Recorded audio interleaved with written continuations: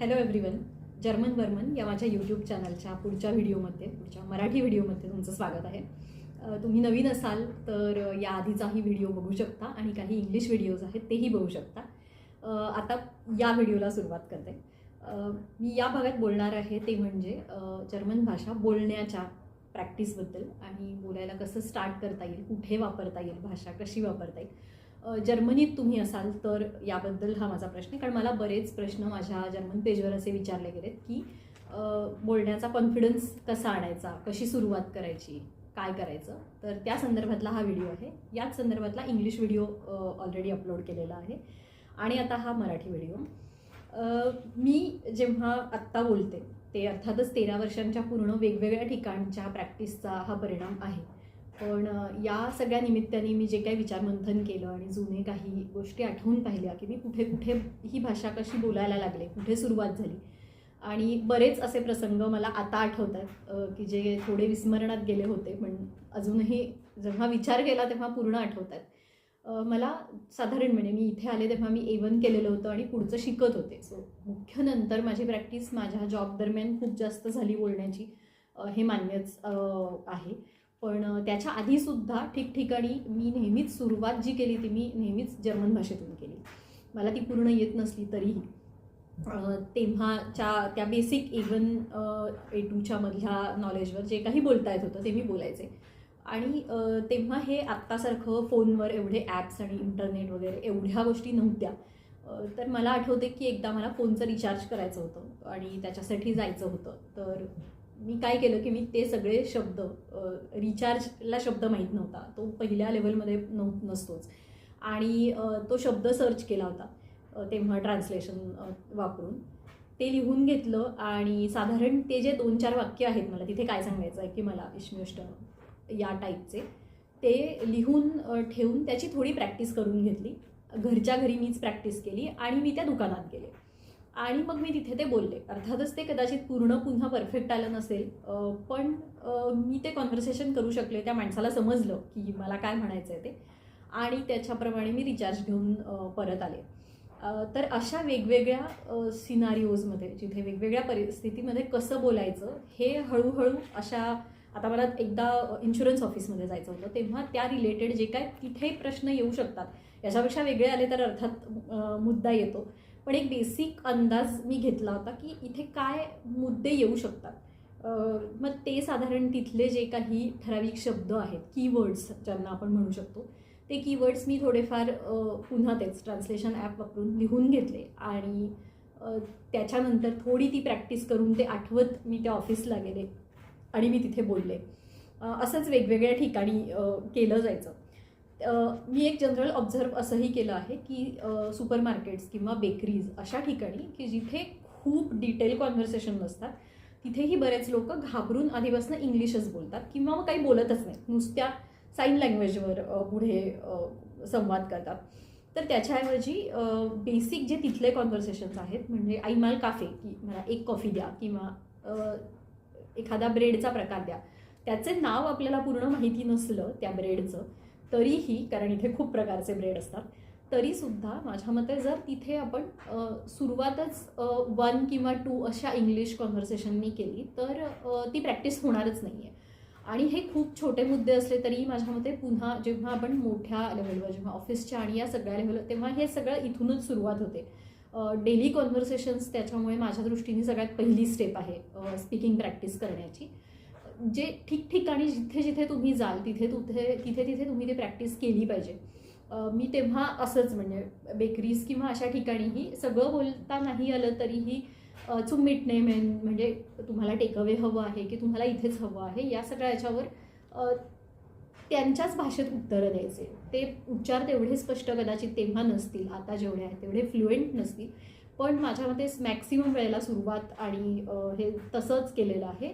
1-2 मध्ये इंग्लिश शब्द काही वेळेला वापरले तरीसुद्धा. अजून एक महत्त्वाचा मुद्दा आहे तो म्हणजे ट्रान्सपरन्सी. म्हणजे आणि याच्याबद्दल सरळ सांगणे की मला भाषा अजून येत नाही आहे किंवा मी शिकते आहे, मला भाषा ही येतच नाही हे म्हणण्यापेक्षा मला ही भाषा पूर्ण येत नाही आणि किंवा मी शिकते आहे हे म्हणणं, आणि त्याच्यामुळे मी प्रयत्न करते हे म्हणणं जास्त चांगलं आहे दॅन मला भाषा येतच नाही म्हणण्यापेक्षा, असं मला वाटतं. म्हणजे तुम्ही अर्थातच थोडे दिवसांसाठी आले असाल तेव्हा ती भाषा येत नसेल तर त्याच्यात काही चुकीचं नाही आहे. पण ज्यांचा उद्देशच खास भाषा शिकून इथे सगळं पुढे करण्याचा आहे, शिकायला आलेले आहेत आणि तशी सुरुवात करायची आहे भाषा बोलण्याची, ते इंटरव्ह्यूसाठी ती भाषा लागते आहे, या प्रत्येक ठिकाणी मग माझ्यामध्ये सुरुवात ही अशी केव्हाही हे बोलणं जास्त खरं आहे आणि ते बहुतांशी वेळा चांगल्या पद्धतीने रिसीव्ह केलं जातं असा माझा तरी अनुभव आहे. प्रत्येक वेळेला नाही, काही वेळेला त्याची खिल्ली उडवली जाऊ शकते किंवा हे काय असं होऊ शकतं किंवा काही वेळेला ॲरोगंट थोडी उत्तरं जर्मनांकडून ऐकावी लागू शकतात. पण मी तेव्हा असा विचार करायचे की ठीक आहे, ह्यांनी काही असं क्रिटिकल होत नाही आहे की एखाद्याच्या जीवनमरणाचा काही हा प्रश्न नाही आहे किंवा एखाद्याच्या जसं एखाद्या कामात आपला एक पॉईंट इकडचा तिकडे झाल्याने खूप मोठा फरक त्याचा पडू शकतो, तशी काही ही क्रिटिकल घटना नाही आहे. तुम्ही भाषेतला डे टू डे कॉन्व्हर्सेशनमध्ये 2 शब्द चुकवले तरी. माझ्या बाबतीत तर असे बरेच प्रसंग झालेले आहेत जे मी आता कधीतरी हळूहळू ओघात सांगेन. जर्मन वर्मन हे नाव खरं तर मी पहिल्यांदा असे प्रसंग लिहून काढले होते आणि त्या लेखाला मी टायटल दिलं होतं हे जर्मन वर्मन, तिथून सुरुवात झाली होती. त्याच्या असे माझ्याहीकडे प्रसंग अनुभव आहेत जिथे मला पण नंतर कानकोंड झालं होतं की अरे आपलं हे पूर्ण चुकलं की काय. पण अल्टिमेटली त्या सगळ्या चुकांमधूनच आपण शिकत जातो आणि आज अशा वेगवेगळ्या ठिकाणी जर्मन बोलण्यासाठी तेवढा कॉन्फिडन्स येतो.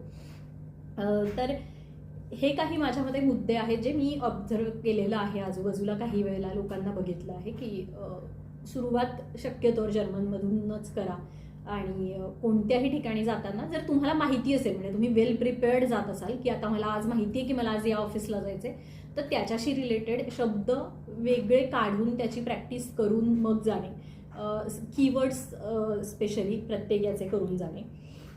त्याच्यानंतर हेच मी ट्रान्सपरन्सीबद्दल जे बोलले ते मी इंटरव्ह्यूला सुद्धा सुरुवातीला वापरायचे.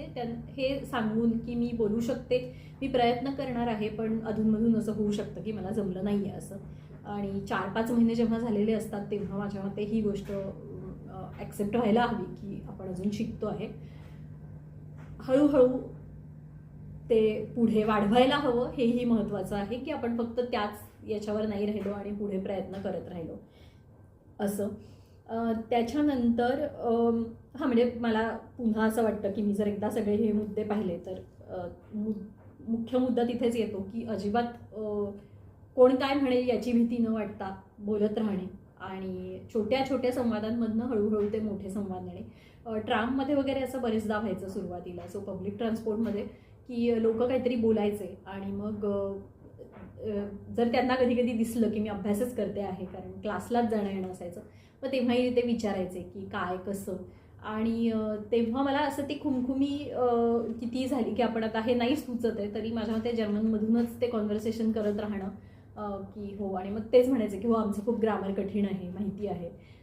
तर मग अशा वेळेला आपल्याला बरं वाटतं की ठीक आहे आपण चाललो, एक वेगळी भाषा आपण जेव्हा 25व्या वर्षी शिकायला सुरुवात केलेली आहे तेव्हा त्यातल्या गोष्टी या अशा होत राहणार आहेत छोट्या मोठ्या, पण डे टू डे कॉन्व्हर्सेशनमध्ये पहिले जर्मन आणणं आणि मग ती पुढे कामाच्या ठिकाणी आणि बाकी ठिकाणी वापरणं हे माझ्या मते महत्त्वाचं आहे. त्याचसोबत अजून 2 मुद्दे स्पीकिंगच्या दृष्टीने मी सांगू शकेन, ते म्हणजे साधारण प्रत्येक ठिकाणी ही अशी वर्तमानपत्रं येतात, म्हणजे खरं तर पुस्तकंही वाचता येतील जी लायब्ररी लावलेली असेल तर, पण बऱ्याच लायब्ररीजमध्ये जर्मन पुस्तकंच जास्त असतात आणि एकदम मोठी पुस्तकं खूप ओव्हरवेल्मिंग होऊ शकतात. तर त्या दृष्टीने हे आहे न्यूजपेपर जे माझ्या मते वीकली न्यूजपेपर बऱ्याच ठिकाणी येतात, तर अशा गोष्टी वाचणे किंवा सुपर मार्केट्समध्ये ही मॅगझिन्स मिळतात जी ग्राटीस म्हणजे फ्री असतात, सो ही आपण घेऊन येऊ शकतो. याच्यात रेसिपी असतात, ऑफर्स असतात, प्रोडक्ट्सची माहिती असते, तर या गोष्टी आणायच्या आणि मोठ्याने वाचायच्या. आपण एखाद्याला समजावून सांगतो आहे ही गोष्ट, आपण एखाद्याला वाचून दाखवतो आहे असं मोठ्याने वाचून माझ्या मते प्रोनाऊन्सिएशन पण येतील आणि सलग 10-10 वाक्य वाचण्याची सवय होईल. पहिले कदाचित ती वाक्य कमी येतील, पण मोठी मोठी वाक्य वाचण्याची, ते कसे कॉमा कुठे आहे, पॉज कुठे आहे, या सगळ्याची प्रॅक्टिस याच्यातनं होऊ शकते. आणि फक्त बोलण्याची नाही, खरं तर ओव्हरऑलच भाषा सुधारण्यासाठी आणि भाषेचे विविध शब्द आपल्याला माहिती व्हावेत विविध गोष्टी समजाव्या याच्यासाठी सुद्धा या सगळ्याचा उपयोग होतो. याबद्दल एक सेपरेट व्हिडिओ पण करण्याचा माझा विचार आहे. पण बोलण्याच्या संदर्भात हे ओघाने येतंच की या गोष्टी मोठ्यानी यातलं वाचून बघा, कारण हे वाचायला सोपं जरा असतं कम्पेअर टू एकदम मोठी कोणती तरी पुस्तकं किंवा इव्हन डॉक्युमेंटेशनची जी भाषा असते ती इथल्याही लोकांना बरेचदा कठीण वाटते. तर ती भाषा एकदम सुरुवातीलाच वाचायला गेलो तर कठीण वाटू शकते. तर त्याच्याऐवजी प्रॅक्टिस म्हणून माझ्या मते ह्या अशा डेली कॉन्व्हर्सेशनमधल्या गोष्टी आपल्या आजूबाजूचं काहीतरी वाचलं तर ते सोपं जाईल. आणि हे सगळं म्हणजे तुम्ही रेग्युलर कॉन्व्हर्सेशन आणि मोठ्याने वाचणे वगैरे हे सगळे प्रयत्न करून बघा. माझ्या मते असे अनेक जण आहेत जे ऑलरेडी खूप चांगलं बोलायला शिकलेले असतील, पण इम्प्रूव्ह करण्यासाठी सुद्धा याचा उपयोग होईलच. आणि मी अजून व्हिडिओज भाषेबद्दल आणि इतरही विषयांबद्दल हळूहळू बनवत राहणार आहे. तेव्हा चॅनल आवडलं असेल तर लाईक, शेअर आणि सबस्क्राईब अवश्य करा आणि पुन्हा भेटूच.